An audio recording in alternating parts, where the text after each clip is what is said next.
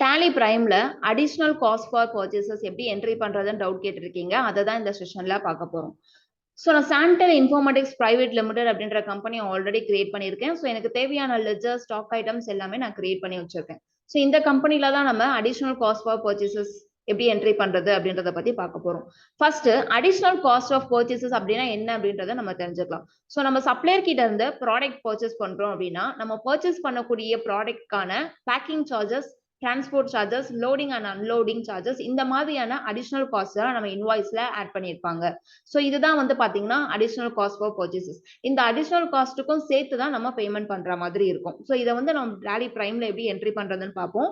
So first நம்ம purchase voucher தான் போட போறோம் அப்படின்றதுனால நான் வவுச்சர் செலக்ட் பண்ணிக்கிறேன். ஸோ கேட்வே ஆஃப் Tally ஸ்கிரீன்ல வவுச்சர்ஸ்ல பர்ச்சேஸ் வவுச்சர், இந்த பர்ச்சேஸ் வவுச்சர் இந்த அடிஷனல் காஸ்ட் வந்து பாத்தீங்க அப்படின்னா நம்ம ஐட்டம் இன்வாய்ஸ் மோட்ல வேணாலும் போட்டுக்கலாம். ஸோ அதே மாதிரி வவுச்சர் மோட்ல வேணாலும் போட்டுக்கலாம். ஸோ ஃபர்ஸ்ட் வவுச்சர் மோட்ல எப்படி போடுறதுன்னு பார்ப்போம். இப்போ இங்க வந்து பாத்தீங்கன்னா ஐட்டம் இன்வாய்ஸ் மோட்ல இருக்கு. ஸோ அதனால நான் வந்து மோட் சேஞ்ச் பண்றேன். ஸோ இங்க வந்து மோட் சேஞ்ச் பண்றதுக்கான ஆப்ஷன் வந்து சேஞ்ச் மோட் அப்படின்ற ஆப்ஷன் ரைட் ஹேண்ட் சைட்ல கொடுத்துருக்காங்க. அதுக்கான ஷார்ட்கட் வந்து பாத்தீங்கன்னா Ctrl+H. ஸோ நான் இதை செலக்ட் பண்ணிக்கிறேன். இதுல வந்து பாத்தீங்கன்னா ஐட்டம் இன்வாய்ஸ் மோட்ல தான் இருக்கு. ஸோ நான் வந்து ஆஸ் வவுச்சர் அப்படின்றத நான் செலக்ட் பண்ணி என்டர் கொடுக்குறேன். ஸோ இப்போ இங்க வந்து பாத்தீங்கன்னா வவுச்சர் மோட்ல நம்ம சேஞ்ச் பண்ணியாச்சு. ஸோ இதுல வந்து பர்டிகுலர்ஸ், டெபிட், கிரெடிட் அந்த மாதிரி நமக்கு டிஸ்பிளே ஆயிட்டு இருக்கு. ஸோ இதுல வந்து நம்ம என்ன பண்ண போறோம்னா அடிஷனல் காஸ்ட் ஃபார் பர்ச்சேஸ் வந்து நம்ம என்ட்ரி பண்ணணும் அப்படின்னா ஸோ அதுக்கான ஆப்ஷன் வந்து நம்ம ஃபர்ஸ்ட் எனேபிள் பண்ணணும். ஸோ இது எப்படி எனேபிள் பண்ண போறோம் அப்படின்னா இங்க Alt+G ஷார்ட்கட் கொடுத்துருக்காங்க. கோ டு அப்படின்ற ஆப்ஷனுக்குள்ள போறோம். ஸோ இதுல சார்ட் ஆஃப் அக்கவுண்ட்ஸ் அப்படின்றத நான் செலக்ட் பண்றேன். அதுல வந்து பாத்தீங்க அப்படின்னா வவுச்சர் டைப்ஸ் செலக்ட் பண்றேன். ஸோ இப்போ இங்க வந்து பாத்தீங்கன்னா லிஸ்ட் ஆஃப் வவுச்சர் டைப்ஸ் எல்லாமே நமக்கு டிஸ்பிளே ஆயிட்டு இருக்கு. நம்ம வந்து பர்ச்சேஸ் தான் பண்ண போறோம் அப்படின்றதுனால நான் பர்ச்சேஸ் வவுச்சரை நான் செலக்ட் பண்ணிக்கிறேன். இப்போ இங்க வந்து பாத்தீங்கன்னா வவுச்சர் டைப் ஆல்ட்ரேஷன் அப்படின்ற ஸ்கிரீன்ல இருக்கு. இங்க வந்து லாஸ்ட்டுக்கு பிஃபோரா இருக்க ஆப்ஷன் வந்து நோட் பண்ணி பாருங்க. So track additional cost for purchases அப்படின்ற ஆப்ஷன் இருக்கு. இங்க நோல இருக்கு. ஸோ நான் எஸ்ன்னு சொல்லி ஆக்டிவேட் பண்ணிக்கிறேன். மீதி எதுவும் நம்ம சேஞ்ச் பண்ண போறது இல்லை அப்படின்றதுனால Ctrl+A கொடுத்து இந்த ஸ்கிரீனை நான் சேவ் பண்ணிக்கிறேன்.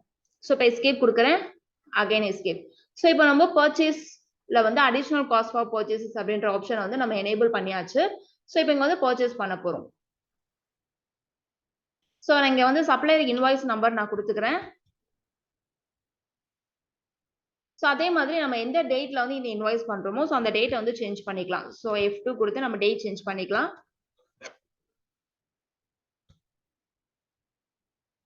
ஸோ செப்டம்பர் மந்த் வந்து நான் டேட் சேஞ்ச் பண்ணியிருக்கேன். ஸோ அதே மாதிரி இங்கேயும் சேஞ்ச் பண்ணிக்கிறேன்.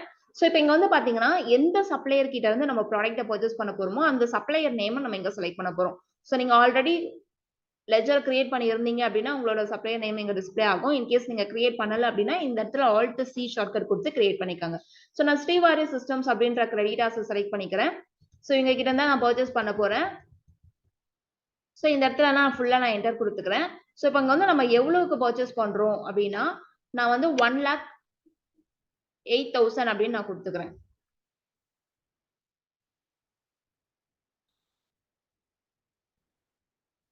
ஸோ இங்க அண்டர்ல வந்து பாத்தீங்க அப்படின்னா நான் பர்ச்சேஸ் அப்படின்றத செலக்ட் பண்ணிக்கிறேன்.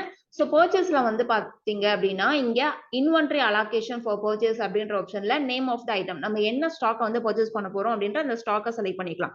ஸோ நான் CPU தான் நான் பர்ச்சேஸ் பண்ண போறேன் அப்படின்றதுனால நான் CPU அப்படின்றத நான் செலக்ட் பண்ணிக்கிறேன். ஸோ இதுல வந்து பாருங்க நம்ம எத்தனை குவான்டிட்டி பர்ச்சேஸ் பண்றோம் அப்படின்றத கொடுத்துக்கலாம். ஸோ நான் 10 நம்பர்ஸ் பர்ச்சேஸ் பண்ண போறேன். ரேட் வந்து பாத்தீங்கன்னா 10,000 ஈச் அப்படின்றதுனால 10,000 கொடுத்துக்கிறேன். ஸோ ஓவராலா அமௌண்ட் வந்து 1 லேக்கு வந்து நான் பர்ச்சேஸ் பண்றேன். ஸோ அடுத்து இங்க வந்து பாத்தீங்கன்னா அடிஷனல் காஸ்ட் அப்படின்ற ஆப்ஷன் வந்து நமக்கு இந்த இடத்துல காட்டுது. ஸோ இதுக்காக தான் நம்ம என்ன பண்றோம் அப்படின்னா அந்த கோ டுல போயிட்டு track additional cost for purchases அப்படின்ற ஆப்ஷனை நம்ம ஆக்டிவேட் பண்றோம். ஸோ இப்போ இங்க வந்து அடிஷனல் காஸ்ட் அப்படின்ற இடத்துல இந்த அடிஷனல் காஸ்ட் வந்து நமக்கு இந்த ப்ராடக்ட்க்கு என்ன அடிஷனல் காஸ்ட் ஆட் பண்ணிருக்காங்க அப்படின்ற லெட்ஜரை நம்ம கிரியேட் பண்ண போறோம். ஸோ நீங்க இன்கேஸ் பேக்கிங் சார்ஜஸா இருக்கலாம், இல்ல டிரான்ஸ்போர்ட் சார்ஜஸா இருக்கலாம், லோடிங் அன்லோடிங் இந்த மாதிரி என்ன அடிஷனல் காஸ்டா வேணாலும் இருக்கலாம். ஸோ இந்த லெட்ஜரை நீங்க ஆல்ரெடி கிரியேட் பண்ணி இருந்தீங்க அப்படின்னா லிஸ்ட் ஆஃப் லெட்ஜர் அக்கௌண்ட்ல வந்து டிஸ்பிளே ஆகும். நீங்க அதை செலக்ட் பண்ணி எடுத்துக்கலாம். இன்கேஸ் நீங்க ஆல்ரெடி கிரியேட் பண்ணல அப்படின்னா இந்த இடத்துல நம்ம Alt+C ஷார்ட்கட் கொடுத்து கிரியேட் பண்ணிக்கலாம். ஸோ நான் Alt+C கொடுத்துருக்கேன். இங்க வந்து பேக்கிங் சார்ஜஸ் அப்படின்றத நான் கிரியேட் பண்ணிக்கிறேன். ஸோ அண்டர்ல வந்து பாத்தீங்கன்னா டைரக்ட் எக்ஸ்பென்சஸ் அப்படின்றத நான் கொடுக்குறேன். ஸோ ஸோ கண்ட்ரோல் ஏ கொடுத்து இந்த லெட்ஜரை நான் சேவ் பண்ணிக்கிறேன். ஸோ இப்போ இங்கே வந்து பார்த்தீங்கன்னா இந்த பேக்கிங் சார்ஜஸ் வந்து நம்ம பர்சன்டேஜாகவும் கொடுத்துக்கலாம், இல்லைன்னா அமௌண்ட்டாகவும் கொடுத்துக்கலாம். ஸோ எனக்கு பேக்கிங் சார்ஜஸ்க்கு வந்து எவ்வளோ ஆட் பண்ணியிருக்காங்க அப்படின்னா 8,000 கொடுத்துருக்காங்க. ஸோ நான் 8,000 அப்படின்றத நான் கொடுத்துக்கிறேன்.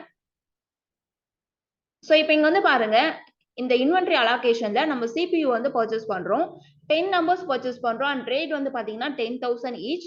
ஸோ நான் 1 lakh வேல்யூல இருக்கக்கூடிய ஸ்டாக் வந்து நான் பர்ச்சேஸ் பண்றேன். ஆனா ஆக்சுவல்ஸ்ல பாத்தீங்க அப்படின்னா ரேட்ல வந்து 10,800 அப்படின்னு கொடுத்துருக்காங்க.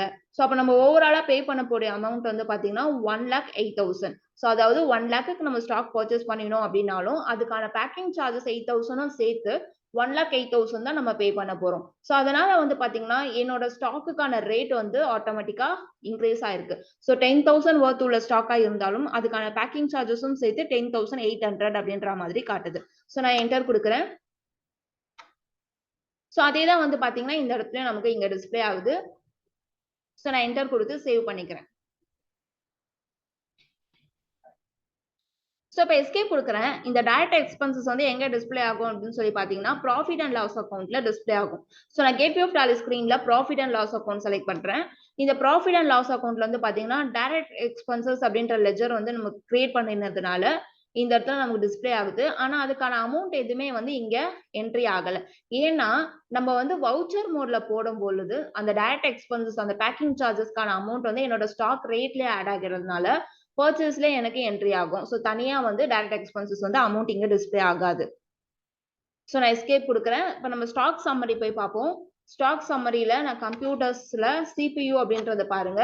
சிபியூ வந்து நான் 10 நம்பர்ஸ் பர்ச்சேஸ் பண்ணியிருக்கேன். அதோட ரேட் வந்து 10,000 தான். பட் ஆனால் 10,800 அப்படின்னு சொல்லி எனக்கோட பர்ச்சேஸ்லேயே வந்து என்னோட பேக்கிங் சார்ஜஸ் வந்து ஆட் ஆயிருக்கு. ஸோ அதனால டைரக்ட் எக்ஸ்பென்சஸ்ல வந்து நம்ம ப்ராஃபிட் அண்ட் லாஸ் அக்கௌண்ட்ல தனியா வந்து எனக்கு டிஸ்பிளே ஆகல. ஸோ நான் இப்போ எஸ்கேப் கொடுக்குறேன். இதே டைரக்ட் எக்ஸ்பென்சஸ் வந்து நீங்க தனியா மெயின்டைன் பண்ணணும் அப்படின்னு நினைச்சீங்க அப்படின்னா நம்ம என்ன பண்ணலாம் அப்படின்றத பார்ப்போம். ஸோ நான் வந்து வவுச்சர் செலக்ட் பண்றேன். இப்போ இங்க வந்து வவுச்சர் மோட்ல இருக்கு. இதை வந்து நான் ஐட்டம் இன்வாய்ஸ் மோட்லயே சேஞ்ச் பண்ணிக்கிறேன். ஸோ சேஞ்ச் மோட் ஆப்ஷன்ல ஐட்டம் இன்வாய்ஸ் மோடே நான் கொடுத்துக்கிறேன். ஸோ இப்போ இங்க சப்ளையர் இன்வாய்ஸ் நம்பர் நான் கொடுக்குறேன். பார்ட்டி அக்கௌண்ட் நேம் நான் ஸ்ரீவாரி சிஸ்டம் கிட்ட தான் நான் அகைன் பர்ச்சேஸ் என்ட்ரி போட போறேன். ஸோ ஸ்ரீவாரி சிஸ்டம் அப்படின்ற சப்ளையர் செலக்ட் பண்றேன். இங்கெல்லாம் நான் அப்படியே என்டர் கொடுத்துக்கிறேன். ஸோ இப்போ இங்க வந்து பாத்தீங்கன்னா பர்ச்சேஸ் லெஜர்ல பர்ச்சேஸ் அப்படின்றத செலக்ட் பண்றேன். நேம் ஆஃப் த ஐட்டம்ல வந்து நான் அகைன் சேம் ப்ராடக்ட்டே உங்களுக்கு பர்ச்சேஸ் பண்ணி காட்டுறேன். சிபியூ குவான்டிட்டியில வந்து 10 நம்பர்ஸ் பர்ச்சேஸ் பண்றேன். அதுக்கான ரேட் வந்து பாத்தீங்கன்னா 10,000 ஆட்டோமேட்டிக்கா எனக்கு என்ட்ரி ஆயிடுச்சு. அமௌண்ட்ல வந்து 1 lakh இருக்கு. ஸோ இப்போ இங்க என்ன பண்ண போறோம் அப்படின்னா பேக்கிங் சார்ஜஸ் அடிஷனல் காஸ்ட் வந்து நம்ம ஆட் பண்றோம் அப்படின்னா இந்த டோட்டலுக்கு கீழே கர்சர் வந்த பிறகுதான் நம்ம பேக்கிங் சார்ஜஸ் இந்த அடிஷனல் காஸ்ட் எல்லாம் ஆட் பண்ணணும். ஸோ டோட்டலுக்கு இந்த 1 lakh அப்படின்ற டோட்டலுக்கு மேல இருக்கிற வரைக்கும் நம்ம எத்தனை ஸ்டாக் ஐட்டம் வேணாலும் ஆட் பண்ணிக்கலாம். ஸோ அகைன் நான் என்டர் கொடுக்குறேன். இந்த இடத்துல பேக்கிங் சார்ஜஸ் ஆல்ரெடி நான் லெட்ஜர் கிரியேட் பண்ணிருக்கிறதுனால என்னோட லெட்ஜர்ல இருந்து பேக்கிங் சார்ஜஸ் அப்படின்றத நான் செலக்ட் பண்ணிக்கிறேன். ஸோ பேக்கிங் சார்ஜஸ் வந்து நீங்க பர்சன்டேஜ் டிஸ்கவுண்டா வேணாலும் கொடுத்துக்கலாம், இல்லைன்னா டைரக்டா நம்ம அமௌண்ட்டா என்ட்ரி பண்றதா இருந்தாலும் அமௌண்ட்டா என்ட்ரி பண்ணிக்கலாம். ஸோ நான் சேம் 8,000 அப்படின்றத கொடுக்குறேன். இப்போ இந்த வவுச்சரை நான் சேவ் பண்றேன். ஸோ இப்போ எஸ்கேப் பண்ணிட்டு நம்ம ப்ராஃபிட் அண்ட் லாஸ் அக்கௌண்ட்ல டிஸ்பிளே பார்க்கலாம்.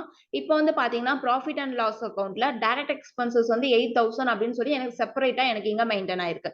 அதாவது இந்த packing charges, loading and unloading, transport charges இந்த மாதிரியான அடிஷனல் காஸ்ட் எல்லாம் நீங்க தனியா மெயின்டைன் பண்ணணும் அப்படின்னா நம்ம ஐட்டம் இன்வாய்ஸ் மோட்லயே நம்ம பர்ச்சேஸ் இன்வாய்ஸ் என்ட்ரி பண்ணிக்கலாம். பர்ச்சேஸ் இன்வாய்ஸ் வந்து நம்ம ஐட்டம் இன்வாய்ஸ் மோட்ல போடும்போது டைரக்ட் எக்ஸ்பென்சஸ் வந்து எனக்கு தனியா மெயின்டைன் ஆகும். இதே வந்து நம்ம வவுச்சர் மோட்ல போட்டோம் அப்படின்னா அந்த பேக்கிங் சார்ஜஸ் அந்த மாதிரியான அடிஷனல் காஸ்ட் எல்லாம் நம்மளோட பர்ச்சேஸ்லயே இன்க்ளூடட் ஆகி என்னோட ரேட் வந்து அதிகமா காட்டும். ஸோ அப்போ டைரக்ட் எக்ஸ்பென்சஸ் வந்து எனக்கு செப்பரேட்டா காட்டாம என்னோட பர்ச்சேஸ்லயே வந்து அந்த அடிஷனல் காஸ்ட் வந்து ஆட் ஆகி காட்டும். ஸோ இந்த மாதிரி உங்களுக்கு எந்த மெத்தட்ல வேணும்னாலும் நீங்க additional cost for purchases entry பண்ணிக்கலாம்.